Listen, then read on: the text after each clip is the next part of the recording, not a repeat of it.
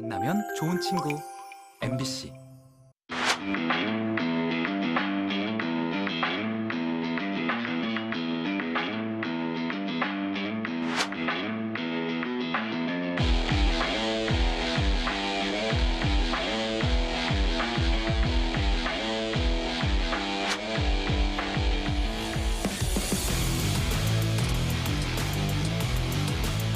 우선은 처음에 시장도 포커스가 제대로 되지 않았고요. 그다음에 업무도 제대로 포커스가 되지 않았어요. 그냥 공기업만 가져왔던 거예요.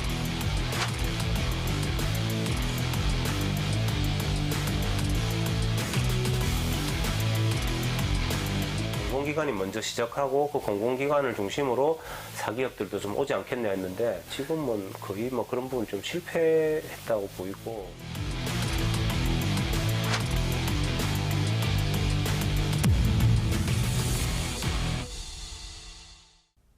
여러분 안녕하십니까? 시사포커스인 조경건입니다. 오늘은 지난주 시작한 연말기획 부산 소멸위기 심청보도 계속 이어갑니다. 박경 프로듀서 나와 있습니다. 어서 오세요. 안녕하십니까? 네. 지난주에 저출산 또 고령화가 초래한 그런 부산의 인구절벽 살펴봤거든요. 네. 지난주 시청하신 분들이 충격적이다 이런 반응을 보여주셨습니다.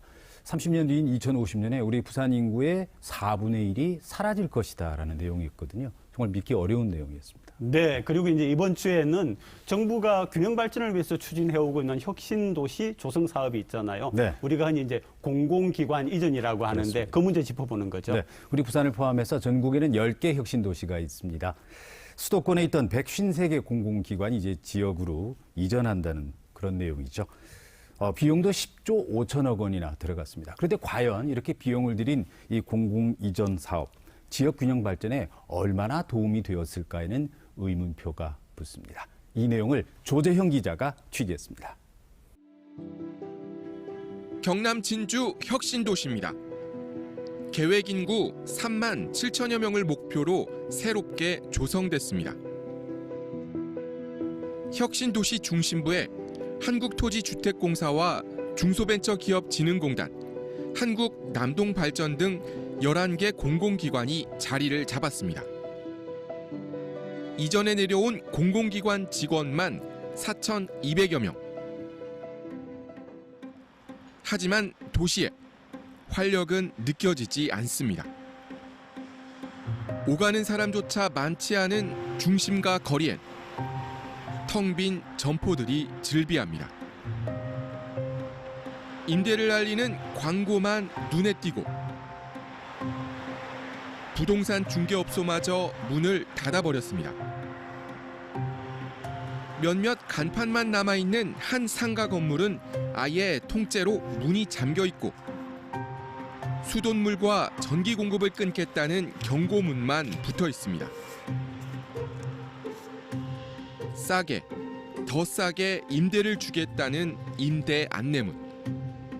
혁신도시에서 잘 모르죠. 혁신도시 상가가 너무 많았잖아요. 질 때마다 상가가 생기니. 네. 너무 많은데 많은 것 중에서도 경쟁을 해야 되니까 상가끼리 미스코리아 대회 나갔다고.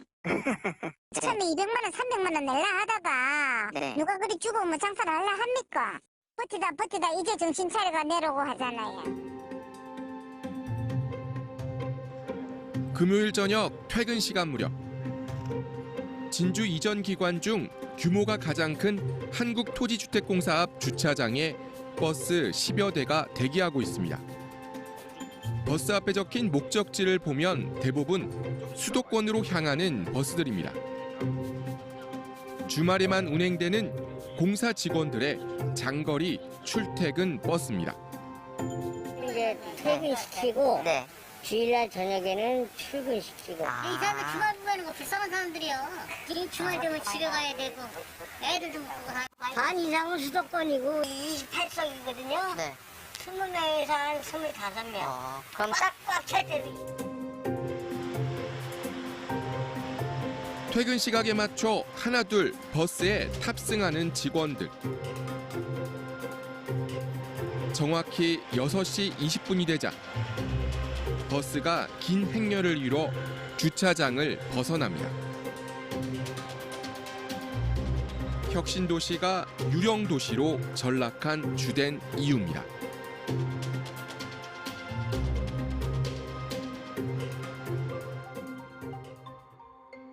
부산 남구 대연 혁신도시입니다. 13개 동 2,300세대 아파트가 들어서 있습니다. 부산으로 이전한 공공기관 직원들에게 특별 우선 분양권이 주어진 곳입니다. 높은 녹지율과 단지 내 학교, 편리한 교통 등 주거 환경이 좋아 부산에서도 선호 주거 지역이 됐습니다. 국토교통부가 지난 9월 발표한 보도자료입니다. 전국의 혁신도시 인구가 꾸준히 증가하고 있고 특히 부산은 계획했던 인구 7,000명을 이미 넘어섰다고 나와 있습니다. 보도자료대로라면 얼핏 7,000명의 공공기관 직원과 가족이 사는 것으로 착각하기 쉽지만 사실은 일반인들이 상당수입니다. 취재 결과 대연 혁신도시 2,300세대 가운데 최초 특별 공급을 받은 이전 공공기관 직원은 1,608명.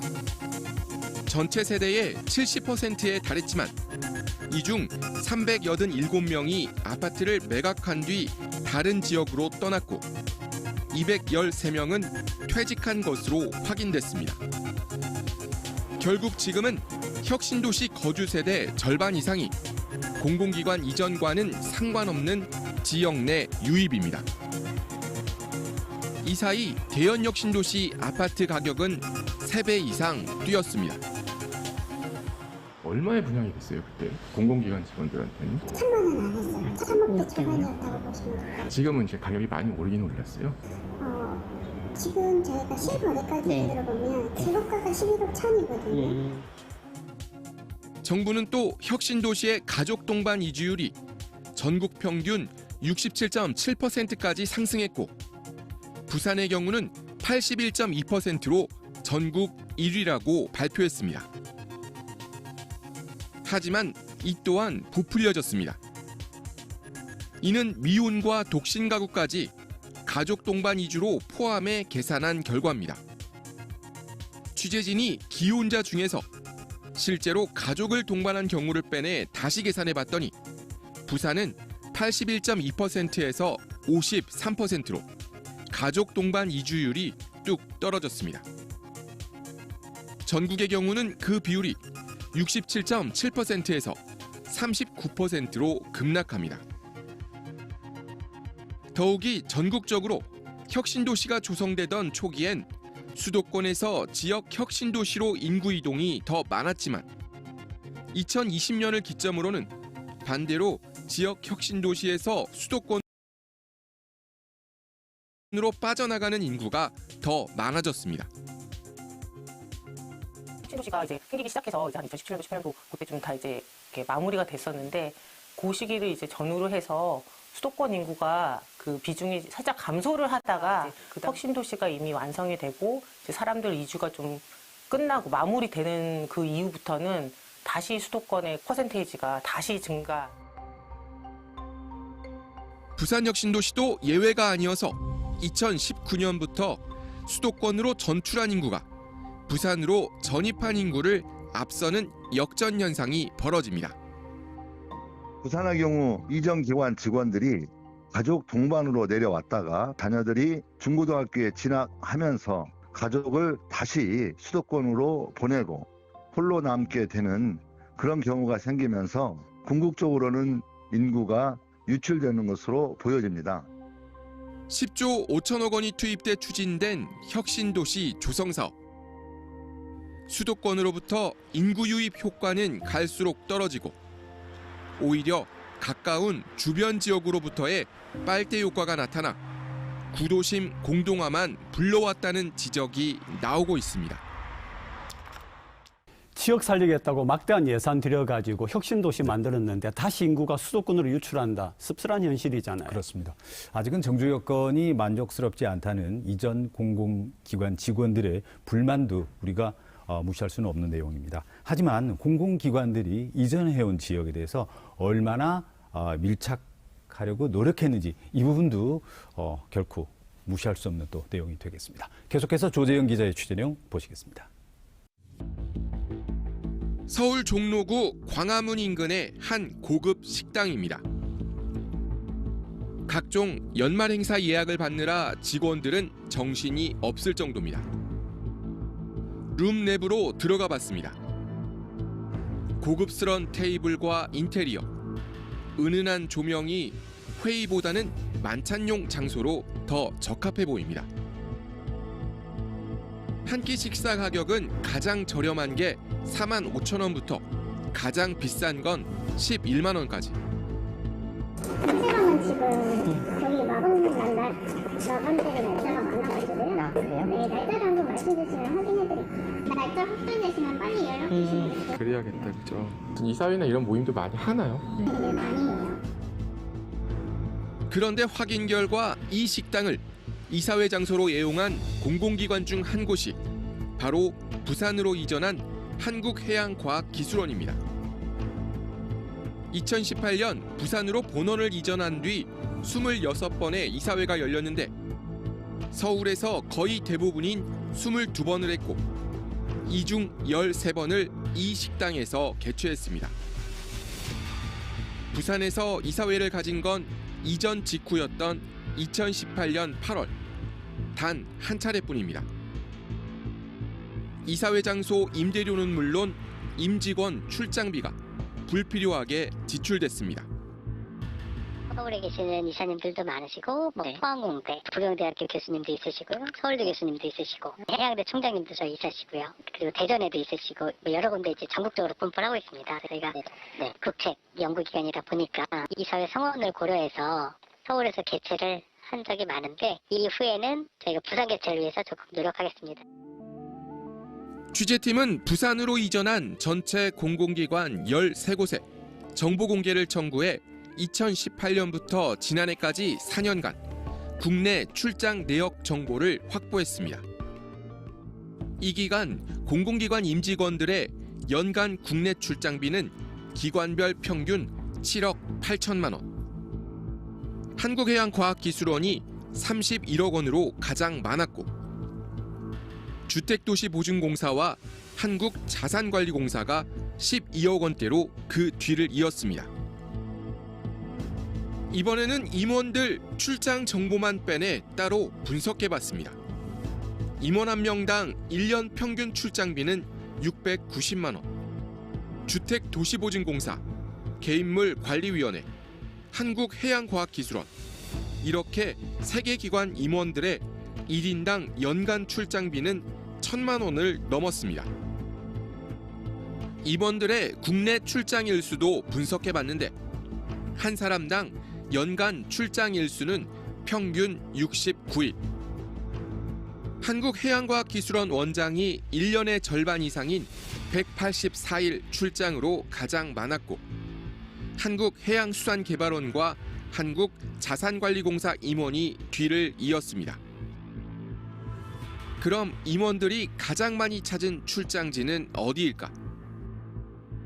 예상대로 출장일 전체의 67%가 서울 지역 출장이었고 한국자산관리공사의 경우 92%가 서울이었습니다.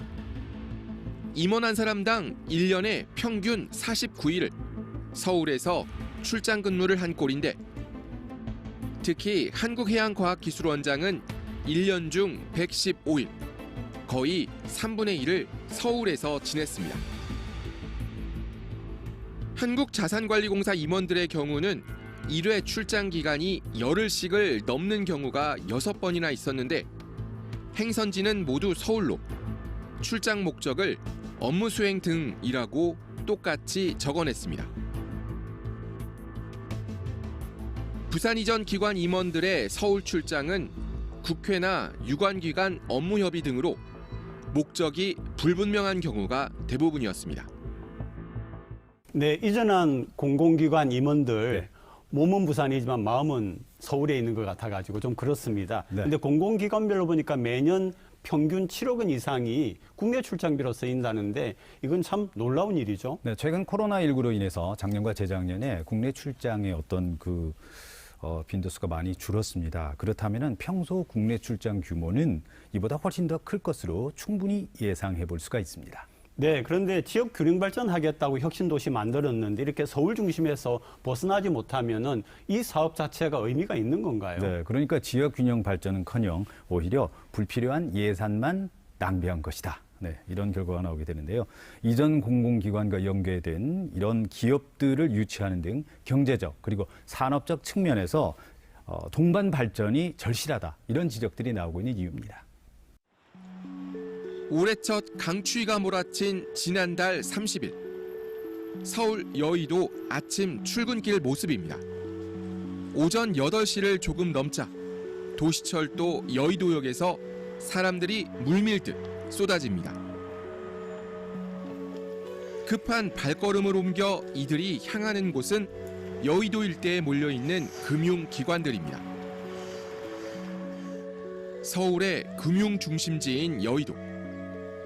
이곳엔 증권회사는 물론 자산운용사, 보험사, 은행 등 각종 금융기관이 밀집해 있습니다. 이 금융기관들 사이엔 부산으로 이전한 한국예탁결제원과 한국거래소의 서울 사무소도 보입니다. 막상 이들 기관의 본사는 부산 문현금융단지에 있지만 문현금융단지는 여의도와 비교도 안 될 만큼 활기를 찾아보긴 어렵습니다. 각각의 목적 사업들이 물론 거래소는 거래소 운영에 대한 사항들이고 자산관리공사는 국가가 자산관리하는 그런 목적들이기 때문에 연관되어 있는 산업들을 가져올 수 있는 여건은 좀 충분하지는 않은 거죠. 부산시가 국제금융 중심지로 만들겠다 했지만 문현금융단지엔 자산운용사 하나 없는 게 현실입니다. 문현금융단지로 5개 금융 관련 기관이 이전해 왔지만 실제 금융을 움직이는 자본과 시장은 모두 서울에 집중돼 있습니다. 금융 중심지를 하면 금융 시장과 업무의 조화로운 중심지입니다. 그다음에 금융 업무라면 조달에서부터 펀딩부터 거래 예치, 그다음에 투자 운용, 그다음에 보험 업무가 있습니다. 근데 부산은 처음에 시장도 포커스가 제대로 되지 않았고요. 그다음에 업무도 제대로 포커스가 되지 않았어요. 그냥 공기업만 가져왔던 거죠. 해양환경 보존과 관리가 주 업무인 해양환경공단입니다. 해수부 산하 공공기관인데 본사가 서울 송파구에 있습니다. 해양과학기술 육성과 해양산업 발전이 설립 목적인 한국해양과학기술진흥원 역시 해수부 산하 기관으로 서울 서초구에 사무실이 있습니다. 수산업 종사자를 지원한다는 수협중앙의 본사도 한국어촌어항공단도 모두 바다와는 거리가 먼 서울에 있습니다. 정부는 1차 공공기관 이전을 마무리한 뒤 혁신도시를 지역 성장의 거점으로 삼겠다며 2030년까지를 혁신도시 시즌2라 이름 붙이고 부산의 첨단 해양 신산업을 육성하겠다고 밝혔지만 부산으로 이전해온 해양 관련 기관은 단 4개뿐입니다. 부산이 육성하려는 대표적인 산업이 해양 관련 신산업이거든요. 그래서 이 해양 신산업의 관점에서 보면 4개밖에 없습니다. 공공기관이. 그래서 이 절대수가 부족하고 관련 산학연을 추가적으로 유치해야 되고. 공공기관 이전에 맞춰 부산 혁신도시로 입주해온 관련 기업은 모두 176개. 영상 콘텐츠 관련 기업이 105개로 가장 많고 금융 관련 기업은 64개, 해양기술 관련 기업이 7개입니다. 언뜻 많아 보이지만 실상을 뜯어보면 현실은 초라합니다. 직원 수가 5인 미만 기업이 전체의 43%인 75개, 5인 이상 30인 미만이 96개로 전체의 97%가 직원 수 30명도 안 되는 소규모 기업들입니다. 특히 이 중 76%가 원래 부산에 있던 기업이 혁신도시로 단순 이주한 기업이고 서울 등 수도권에서 이전해온 기업은 17%인 30개사에 불과합니다. 혁신도시 조성 사업이 관련 산업 생태계 구축과 일자리 확대로까지 이어지지 못하고 한계를 드러내고 있는 겁니다. 공공기관의 이전과 주변 유사 동종업종에 속한 산학연이 같이 들어가서 하나의 클러스터를 만들고 그 클러스터가 잘 구동해서 서로 시너지를 낼 수 있도록 정부 정책과 사업 설계가 뒤따라야 되고. 1차 공공기관 이전이 마무리된 지 3년. 아직은 성공이냐 실패냐를 단정짓기 이르지만 사업의 한계와 문제점을 냉정히 되돌아봐야 할 시점입니다. 혁신도시는 하나의 일종의 촉매제 역할을 했으면 하는 거였죠. 그래서 공공기관이 먼저 시작하고 그 공공기관을 중심으로 사기업들도 좀 오지 않겠냐 했는데 지금은 거의 뭐 그런 부분 좀 실패했다고 보이고, 물론 그런 부분도 없었다면은 어찌 됐겠느냐 할 정도로 이제 생각을 합니다만. 정부는 1차 공공기관 이전에 이어 2차 공공기관 이전과 함께 특히 부산으로는 산업은행 이전을 추진하고 있다고 밝혔습니다. 형평성을 고려한 지역 나눠주기식 이전이 아닌 지역 거점 도시를 중심으로 산업과 연계한 공공기관 이전이 꼭 필요하다는 게 전문가들의 조언입니다. 1차 이전에 비해서 조금 더 나아졌으면 하는 바람은 형평성을 되게 고려해서 10개나 조성을 한 부분은 다시 생각해 봐야 되지 않을까, 그런 의견을 좀 가지고 있고, 공공기관 이전 같은 경우도 초강력권에서 가장 거점 도시로 유력할 만한 곳으로 한 곳으로 집중을 하는 게 낫지 않을까. 지역 소멸 위기 앞에 선 부산.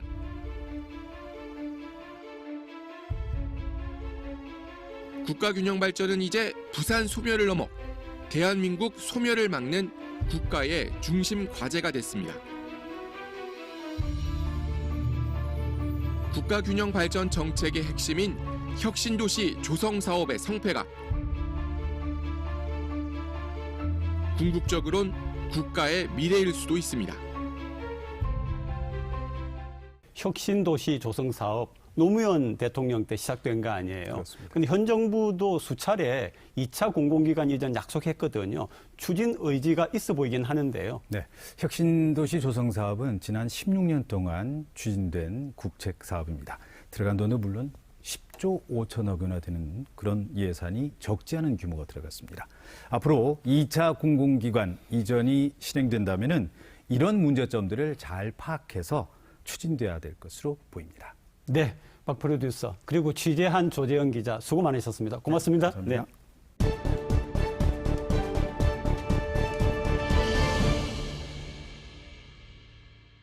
중요한 부산 쟁점들을 짚어보는 뉴스앤 이슈. 오늘도 부산시의회 이준호 의원, 서지현 의원 두 분 함께 하십니다. 어서 오시죠. 네. 맞습니다. 네. 최근에 이제 좀 신기한 소식이 좀 들려왔습니다. 신공항에서 오시리아까지 급행열차가 추진된다. 영상 보시고 이야기 나누겠습니다. 부산시는 1년여간의 사업 검토를 거쳐 차세대 부산형 급행철도 BUTX 건설 계획을 발표했습니다. 가덕도 신공항을 출발해 명지, 하단, 북항을 거쳐 센텀시티와 기장군까지 6개 정류장으로 연결되는 약 48km 노선입니다. 신공항에서 엑스포 개최 예정지인 북항까지 15분, 오시리아 관광단지까지 포함하면 총 25분이 소요됩니다. 철도 계획에 돼 있습니다. 지상구간입니다. 그래서 이 지상구간은 같이 사용을 하고 가덕도를 빠져나오면서 대심도로 들어가서 구축하는 아니고. 하이퍼 튜브 기술은 제외됐습니다. 2030 엑스포 전까지 기술을 확보하기 어렵다고 판단했기 때문입니다. 대신 수소연료로 자율주행하는 열차를 도입하기로 했습니다. 어반루프를 대체할 친환경, 첨단 기술을 선보이겠다는 겁니다. 총 사업비 2조 5,860억 원, 2030년 완공을 목표로 합니다. 네, 신공항에서 오시리아까지 25분이면 도착한다. 부산 전체에 큰 변화가 올 수 있는 거 아닌가요? 네, 아무래도 이제 가덕 신공항이 준공이 되게 되면 부산 어디에서도 좀 신속하고 용이하게 이동을 할 수 있어야 하기 때문에 부산시에서 이러한 계획을 짜게 된 것인데요. 영상에서도 보셨겠지만 BUTX라는 이름으로 47.9km로 오시리아에서 가덕 신공항까지 6개의 정거장을 우선 1차 계획안으로 잡고 있습니다. 다만 본 계획의 시작은 박형준 시장표 어반루프였습니다만 결국 그 끝은 이렇게 급행 열차로 마무리가 되고 있는 상황입니다. 이 공약에 대해서 하이퍼튜브라든지 어반루프는 현실성이 없다라고 반복해서 이야기를 했음에도 불구하고 그 부분에 대한 것을 용역으로 결과적으로는 실패했다라는 판단을 내릴 수 있는 부분이라고 생각합니다. 이 사업이 이렇게 추진되는 것은 시민들을 신속하고 안전하게 이동시킬 수 있는 아주 환영할 만한 일이다라고 생각하고요. 또 2030 엑스포라든지 가덕 신공항 사업도 추진의 탄력을 또 우리가 줄 수 있는 아주 기반 시설이 될 것이다라고 생각합니다. 다만 민주당에서 이렇게 이 사업에 대해서 비판하는 것을 저는 전혀 공감하기가 좀 힘듭니다. 왜냐하면 박형준 시장이 내걸었던 이 어반루프 사업이 일부 수정되긴 했습니다만 저는 한 리더가 본인의 공약을 또 수정하고 더 시민들을 위해서 더 좋은 방향으로 끌고 가는 것은 저는 현명한 판단이라고 생각하거든요. 그래서 박수받을 일을 했다라고 저는 생각합니다. 예, 그런데 이거 BUTX 혹은 VTX라고도 할 수 있을 것 같아요. 근데 이걸 하는데도 실질적으로는 여러 가지 좀 방안이 있습니까? 아니면 하나의 방안이 정해져 있습니까? 어떻습니까? 여러 가지 방안이 제시되고 있는데요. 그 중에서 가장 우리가 효율적으로 선택받은 안이 이제 수소 전동차입니다. 수소 전동차 같은 경우에는 첫 번째로는 안정성이 확보됩니다. 그리고 두 번째는 공사 기간이 굉장히 짧습니다. 다른 공법에 비해서 1.5배에서 1.7배 정도 공사를 빨리 마칠 수 있다는 장점이 있고요. 또 그리고 수소를 기본 구동 연료로 사용하기 때문에 저탄소 열차가 됩니다. 그렇기 때문에 환경적인 측면에서도 아주 효율적이라고 판단되기 때문에 가장 강력한 대안으로 수소 전동차가 떠오르고 있습니다. 총 3가지의 안이 나왔습니다. 하이퍼튜브는 결과적으로 실패했고 기술 구현이 불가능하다. 저희가 시장 선거 때부터 지속적으로 그 공약에 대해서 이야기를 했던 대로 결과가 나오게 되었고요. 두 번째가 고속 전동차.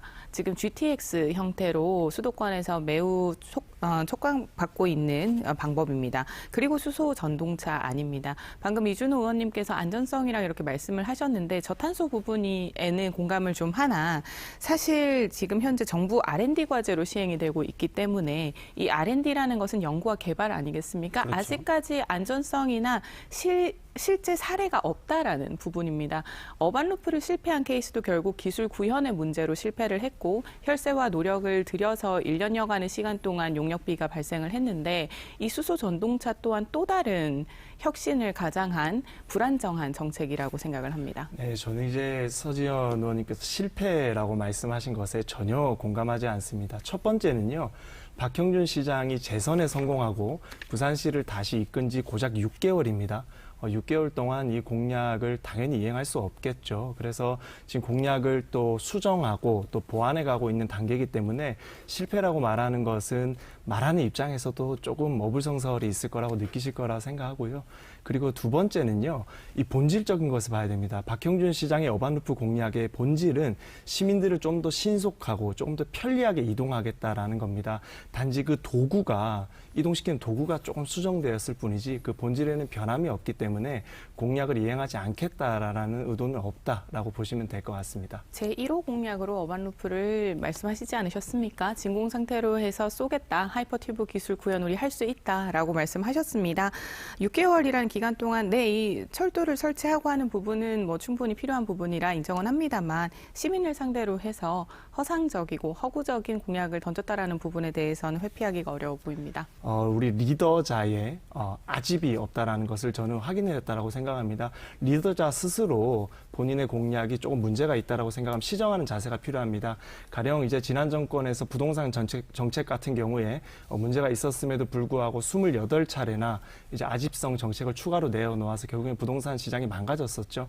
하지만 박형준 시장은 어반루프 사업이 어느 정도 문제가 있음을 실감하고 또 수정해 나가고 또 시민들께 좋은 이동수단을 제공하고자 고민하고 있는 단계이기 때문에 저는 오히려 더 좋은 행보를 하고 있다라고 이렇게 말씀드리고 싶습니다. 본 사업은 2조 5,860억 원이 투입되는 사업입니다. 그 본 규모의 예산을 받기 위해서는 예산 타당성 조사 그리고 사전 타당성 조사 등 다양한 절차가 남아 있고 국토부와 기재위의 승인도 필요합니다. 그 말은 즉슨 무조건 혁신을 외치다가 기술 구현이 되지 않거나 안정적이지 않은 수단으로는 이 모든 조사를 이어가기 힘들다라는 점입니다. 특히 10년 계획으로도 완성이 되어 있고 2030년까지 계획이 담긴 제4차 국가철도망 구축 계획이 완성되어 있는 상황에서 필요한 노선 확충까지 필요한데요. 여기에서 무리해서 신기술을 적용을 하다가 모든 시간이 딜레이가 된다면 2030년 이전에 이 철도 계획을 완성하겠다라는 것 또한 이어지지 않을 것으로 보입니다.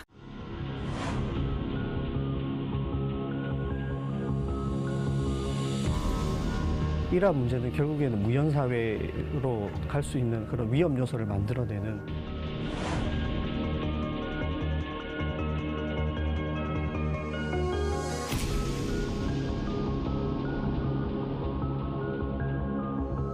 혼자 있다 보니까 혹시 방치돼 갖고 내가 지병이 있기 때문에 혹시 어떻게 될지 모르는 입장에서 상당히 거기에 대해서는 걱정을 많이 하고 있습니다.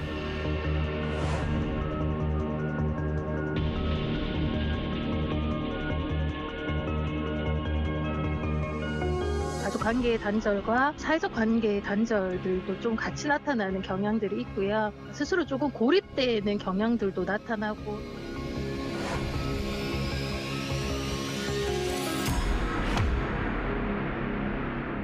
네, 전국적으로 이제 1인 가구가 증가하고 있는데 부산은 특히 노인 1인 가구가 굉장히 증가하고 있습니다. 이유가 뭐라 보십니까? 네, 우선 부산의 1인 가구 같은 경우에는요, 45만 5천 가구나 됩니다. 부산 전체 인구의 32.4%를 기록하는 엄청난 수치죠.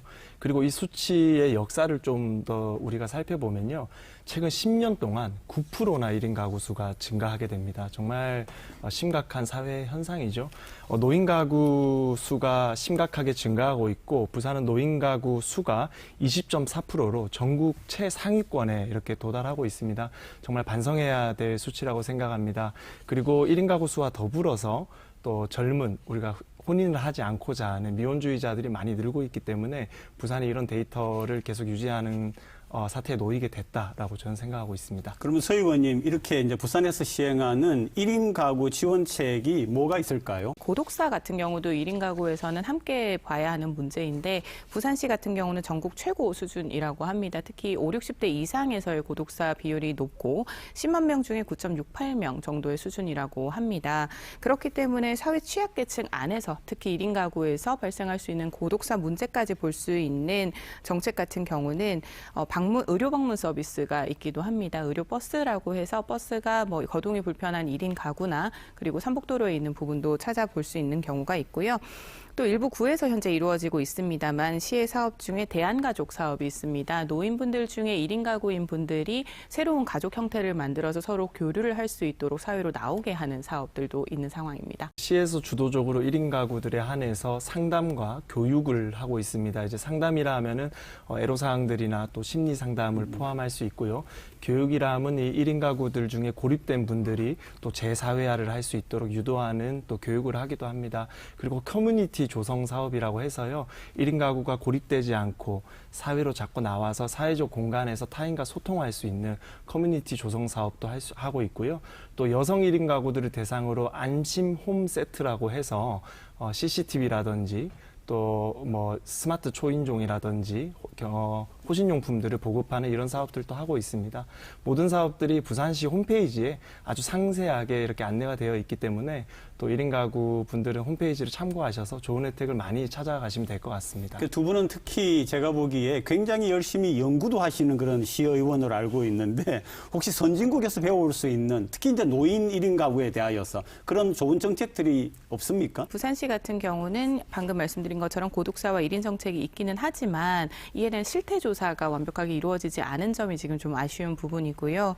해외 같은 경우에선 특히 영국 같은 경우에는 외로움 담당 장관이 있습니다. 그리고 또 고독처가 신설이 된다든지 이런 경우로 현재 대비를 좀 해주고 있는 부분이 있고, 미국이나 서구에서는 대부분 자원봉사 형태로 해서 그 마을을 관리하는 시스템이 운영되고 있는 걸로 알고 있습니다. 네, 이제 또 다른 나라들도 대위를 잘하고 있는 나라가 많아요. 이제 프랑스 같은 경우는요, 세금 감면제가 있습니다. 네. 그래서 이제 1인 가구보다 2인 가구가 된다든지, 또 출산을 해서 3인 가구가 된다든지, 그러니까 가족 구성원 수가 많을수록 세금이 작아지게 됩니다.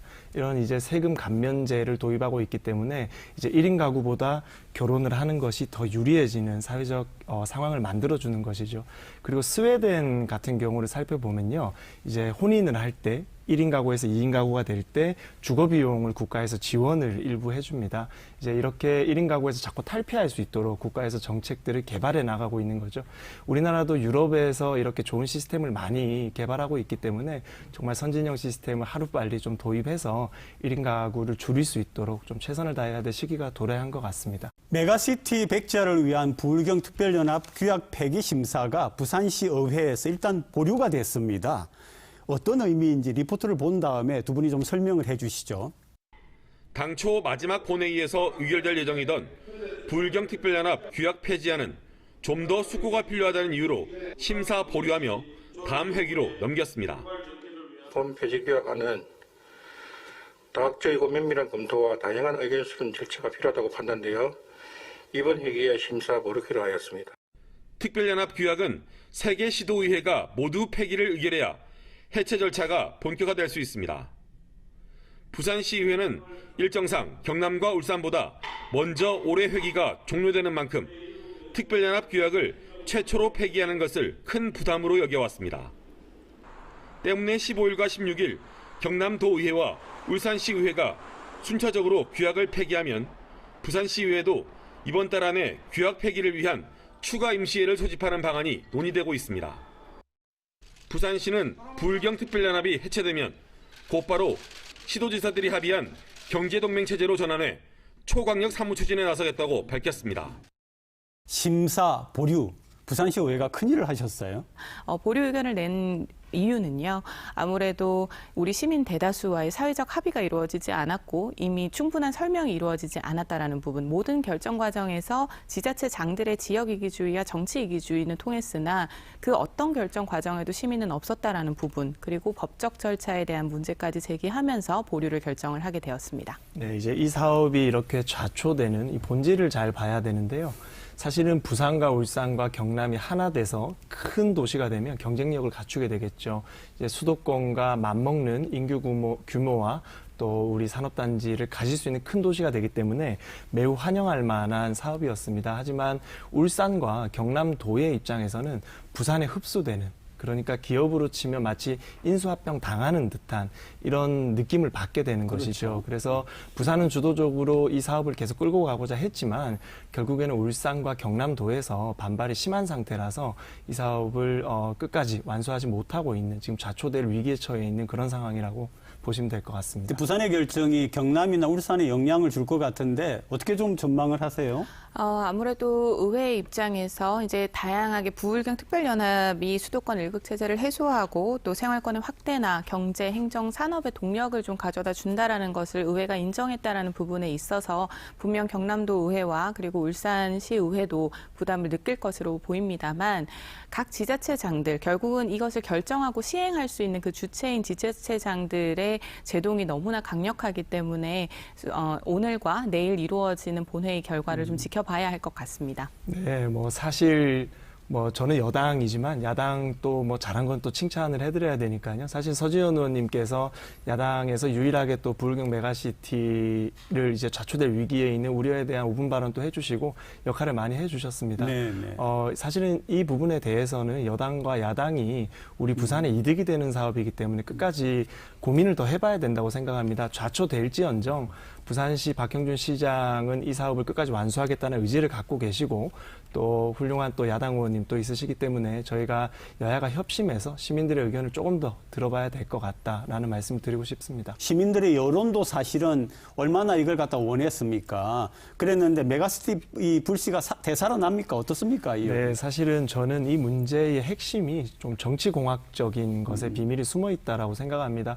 이제 부산과 울산과 경남도가 하나가 된다면 결국에는 장기적으로 하나의 도시가 완성이 될 것이고 그 도시를 이끌 수장은 한 명만이 선출이 되겠죠. 그래서 지금 울산이나 경남을 이끌고 있는 광역단체장 입장에서는 아무래도 본인의 정치적인 미래를 생각할 수밖에 없는, 그래서 반대할 수밖에 없는 입장이거든요. 아무래도 부산에서 정치하고 있는 정치인들이 이제 언론이라든지 인지도에서 아주 유리한 고지에 올라 있는 상태이기 때문에 반대를 한다라고 저는 정치공학적으로 해석을 하고 있고요.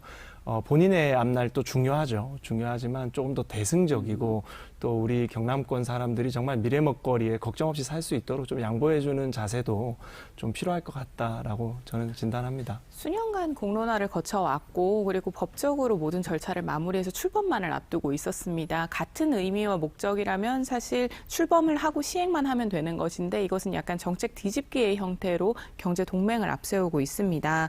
이렇게 된다면 수소 광역버스 도입과 같이 19개 사업에 투입하기로 했었던 2082억 상당의 예산과 그리고 51개 사업으로 대중교통 통합이나 광역철도 건설을 위한 중장기적인 35조의 예산도 불확실하게 되는 것입니다. 결국 부울경 자체의 그 강화 그리고 경쟁력 강화에 대한 부분이 후퇴하는 부분이라고 봐야 하고요. 지방자치 분권에 대한 부분도 인식이 굉장히 아쉽다라는 평가를 할 수 있을 것 같습니다. 네, 우선 이 사업 같은 경우에는 윤석열 대통령께서 후보 시절에 또 추진 의지가 있으셨던 사업이고 지금 또 추진 의지가 있으신 걸로 저희는 파악하고 있습니다. 그렇기 때문에 우리 부울경에서 정치하는 우리 소속원들이 조금 더 대통령이 말씀하신 바를 지킬 수 있도록 저는 그 의지를 이어가야 된다고 생각하고요.